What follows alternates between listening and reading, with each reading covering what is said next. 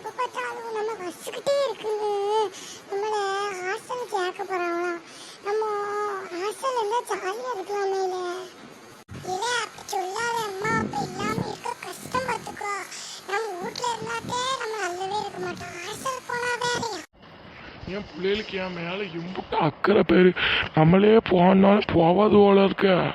ரொம்ப நல்லதாத்தான் இருக்குவா. சரி நம்ம பிள்ளைகளோடு கொடுப்போம்.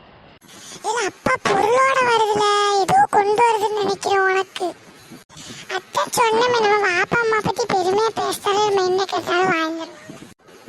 வாப்பா எப்ப வந்தியோ? வாங்க வாங்க. நான் அவளை பத்தி ஒன்றும் தப்பாலாம் பேசலையே. பொருளோட வந்தியல, அது என்னது? இல்ல அப்படி கேட்காத. வாப்பவே தரும். பாப்பா நீங்க நல்லது நாங்க பேசுறோம்னு கேட்டுட்டீங்களா?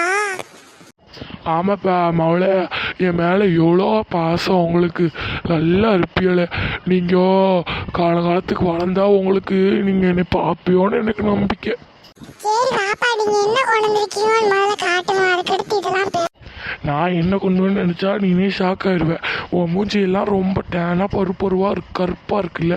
அதுக்கு தான் நம்ம ஜாஸ் அக்காட்ட நான் ஜேசி பியூட்டிக்கர் க்ரீமை இது பண்ணியிருக்கேன், வாங்கியிருக்கேன். நீ யூஸ் பண்ணி பாரு, உனக்கு சூப்பராக இருக்கும். அது ரேட் வெறும் 700 தான்ப்பா. நான் கேள்விப்பட்டேன். தேங்க்ஸ்ப்பா, ரொம்ப தேங்க்ஸ். அப்பா நான் நீ வாங்கிட்டு வருவேன் நான் எக்ஸ்பெக்ட் பண்ணவே இல்லை. ரொம்ப தேங்க்ஸ்.